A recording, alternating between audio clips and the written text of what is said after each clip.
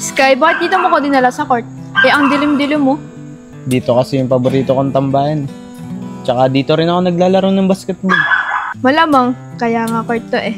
Dito ako magbabasketball. Alangan na mag-swimming ka. Jack lang. Nagpapakit ka na naman sa akin. Kaya lalo kita namimiss eh.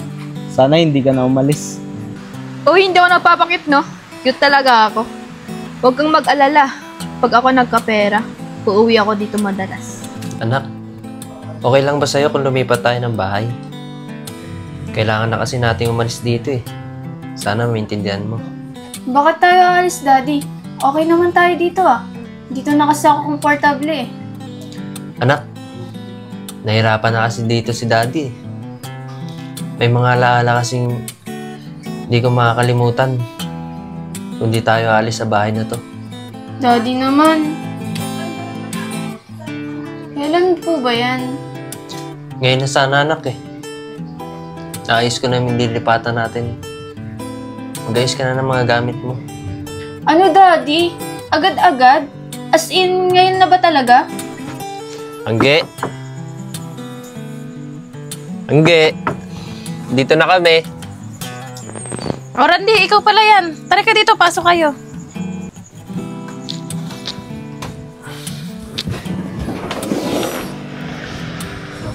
Ah, yan pala yung anak mo. Oo, siya nga. Hello, Iha. Ako nga pala si Angge. Hello po. Ako nga po pala si Valerie. Pasensya ka na. Ginabi kami ng sobra. Lakas kasi ng ulan eh. Wala kami masakyan. Okay lang, kaya hindi pa rin ako natutulog kasi inaantay ko kayo. Daddy, tara na. Ayoko dito.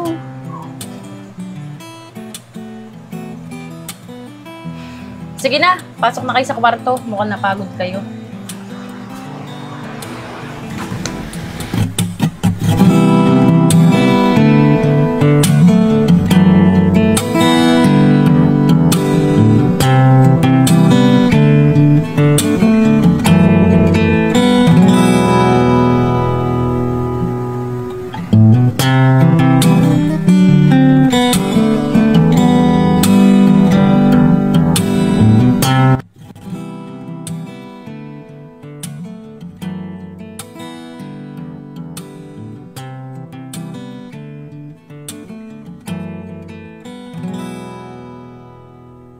Tao po! Tao po! Sino yan? Oh, Sky! Robby! Kayo pala! Tuloy kayo! Sige po.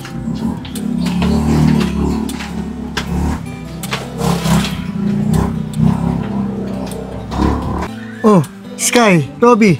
Ba't kayo napa rito? Anong kailangan ninyo? Tito, kaya po kami pa dito. Kasi susundin po namin si Samuel. Punta po kasi kaming tambayan. Hindi ba ninyo alam? 6 na araw na siyang wala dito. Pinapunta ko siya sa probinsya, sa mga lola niya. Ganun po ba? Sayang naman. Tol Robby, wala pala tayong makakatambayan eh. Oo nga eh. Ano, tutuloy pa ba tayo? Siguro wag na tol. Wala rin naman kasi sila. Alam niyo mga bata, Robby, Sky, nag-uulan no? Tapos isa pa, may bagyo sa mga panahon. Gawin nyo, doon na lang kayo tumambay sa bahay niyo. Sa bagay nga po. Tsaka dadalawa lang po kami. Sige na po, uwi na po kami. Oo nga no. 6 na araw na nakalipas. Ni hindi man lang tumawag o nag-text ng batang yun. Ano kaya nangyari doon sa batang yun? Teka nga. Matawagan kaya yung batang yun. Asa kaya yung cellphone ko? Baka nasa kwarto.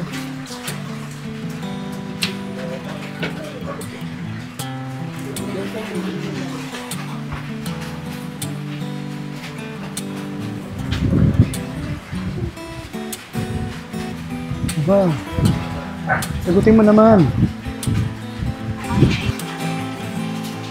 Kaya di sinasagot itong batang to. Siguro walang signal doon sa bundok. Maulan pa naman. Tsaka paano kaya to? Ano na kaya nangyari kay Angel?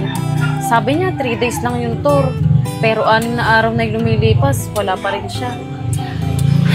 Ano kaya nangyari sa batang yun? Kapag bukas ng umaga, wala pa rin siya. Pupunta na ako ng school para magtanong. Ay, papagluto na nga lang.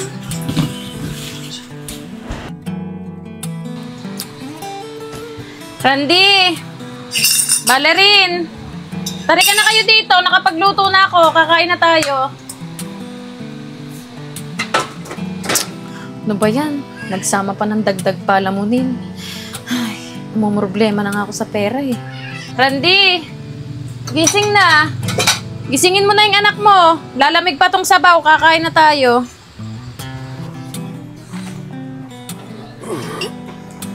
Oh, Anggi. Ang aga mo naman nagluto. Sana ginising mo ako para natulungan kita. Okay lang. Sanay naman akong gumising ng maaga. Pumapasok kasi yung anak ko sa school. O sige, sabay-sabay na tayong kumain. Sandali, gigisingin ko lang si Valerie.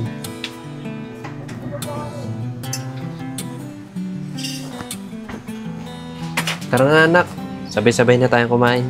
O, Valerie, dito ka maupo. Huwag kang mahiya.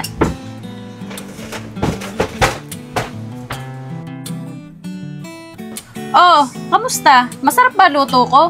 Nabusog ba kayo? Opo, tita, nabusog po kami. Ang sarap nga po ng sinigang eh. Ano sinigang? Adobo yun, adobo. Ay, sorry po, kala ko sinigang. Ikaw talagang bata ka, makalukuhan ka pala. O sige, mag-request kayo ng paborito niyong ulam. Iluluto ko bukas. Tita, gusto ko sana yung menudo tsaka lechon. Aray ko, ang mahal. Itlog, hotdog, iha. Kumakain ka ba nun? Ayoko nun, tita. Di masarap yun. Ang cheap naman. Pasensya ka na, Anggi ah. Sinanay kasi ng mami niya yan sa masasarap na pagkain. O sige, huwag ka mag-alala. Sa susunod, bibili tayo ng masarap na ulam. Daddy, okay lang ba? Gumala-gala ako bukas para maging pamilyar ako dito sa lugar. Okay lang anak. Basta huwag ka masyadong lumayo ah.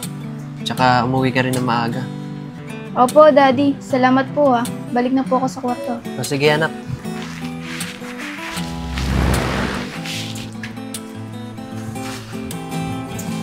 Hindi, pasensya ka na. Sabihin mo lang sa akin kung nahihirapan ka na sa anak ko. Ano ka ba? Anak mo yan eh. Parang anak ko na rin yan. Tsaka, tinanggap kita, kaya kailangan ko rin tanggapin siya. Napakabait mo talaga, Anggi. Kasi tinanggap mo kami dito sa bahay mo. Ano ka ba? Huwag mo nang isipin yun. Ako nga dapat yung magpasalamat eh. Kasi mabubuo uli yung pamilya natin. Diyan ka muna ha. Maglalaba muna ako. Sige.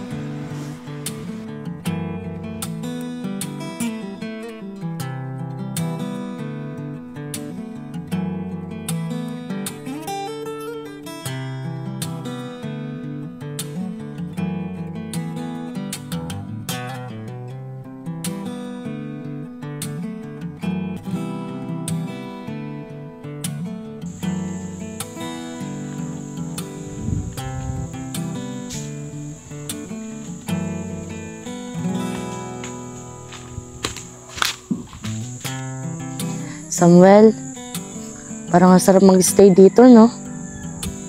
Tingnan mo, ang payapa, ang tahimik pa. Nakakalimutan ko na yung mga problema sa syudad. Gusto mo ba, Angel? Pag inasal tayo, dito lang tayo manirahan. Ano ka ba naman, Samuel? Mga bata pa tayo. Di pa nga ako nakapagtapos sa pag-aaral eh. Yan kagad ang iniisip mo. Pero siguro, pagdating ng panahon, sige, dito tayo manirahan. Talaga, Angel? Sige, sabi mo yan ah. Aantayin ko na dumating yung araw na yun.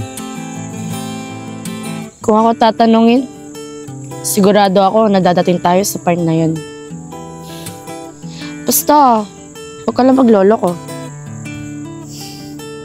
Alam mo, Angel, simula nung niligawan kita, alam ko na sa sarili ko na ikaw na yung una at uli kong mamahalin. Sige, tingnan natin. Tara na sa loob, na makapaligot, makapagbisa tayo, at nang makauwi tayo. Tara.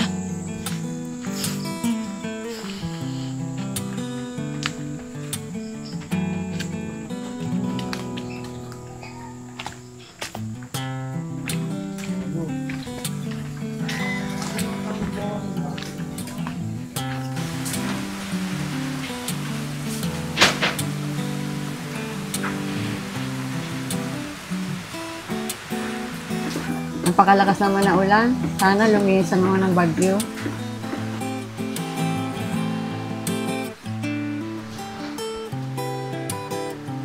Lola, uuwi na po kami. Apo, bakit naman napakabilis? Parang ilang araw ka lang dito. Lola, 1 linggo na po kasi kami dito eh. Malapit na din po pati yung exam ko. Baka wala po akong maisagot. Apo, mamaya na kayo umalis. Tignan mo, napakalakas ng ulan. Magpatila muna kayo. Lola, okay lang po yan. May masasakyan naman po ata kami tricycle pagbaba namin ng bundok. Mukhang hindi na kita mapipigilan. Sige, Apo, mag-iingat kayo. Maraming salamat po, Lola. Huwag ka po mag-alala.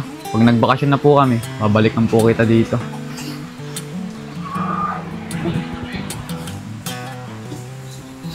Maraming salamat din po, Lola, sa pagpapatuloy niyo sa amin. Hindi po, Lola, una na po kami.